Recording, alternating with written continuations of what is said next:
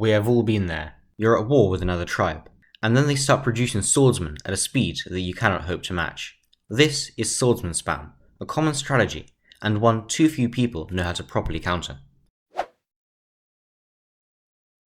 Swordsmen seem like a difficult unit to act against. They have high attack, high defense, and can be mass-produced without any problems. However, there are ways of dealing with them in both early and late game situations, without having to get swordsmen for yourself. So, suppose your army has been met by a horde of swordsmen in the late game. Unless you're a much stronger tribe, it would be unwise to match their attack with your own swordsmen. Your first point of call would be to build catapults. Catapults can hit the swordsman from 3 tiles away, letting you destroy the opposing forces before it can reach you. The high damage of a catapult can be devastating to the slow-moving swordsman, and having a couple of catapults behind your city means that they can kill any swordsman who try to siege it. The most important thing about using catapults is to not overdo it. If you spam catapults too much, your army becomes too easy to counter, and your opponent can use knights or similar units to quickly deal immense damage. Keep your catapults spaced out whenever possible, and employ tougher units such as defenders, giants, or your own swordsmen to cover your catapult's weaknesses. If you get this right, your opponent will have a hard time invading you with swordsmen, since all of them will be getting shot down. While it is a known fact that knights are weak against swordsmen, adding a knight to a force of catapults can lead to devastatingly effective results. Use your catapult to deal damage to swordsmen, then attack with your knight. Your knight will be able to kill all of the swordsmen that have been shot, in effect halving the number of catapult shots you need.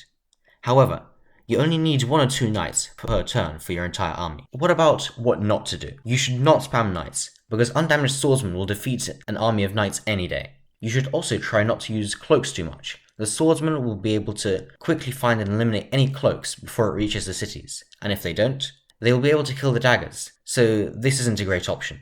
Mindbenders are also not an option, because swordsmen can kill them in one hit. They are simply not worth it.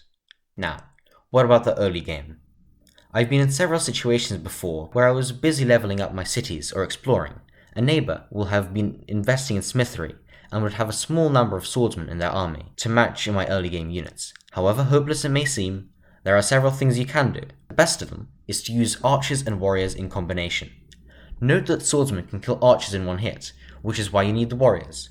By placing your archer 2 tiles away diagonally from the enemy swordsman and a warrior in between the 2 units, you can block the swordsman from being able to reach your archer in one turn, while being able to shoot at the swordsman. Take a few shots with the archers, then finish the swordsman off with the warrior. For a more sturdy solution, replace the warriors with the defenders.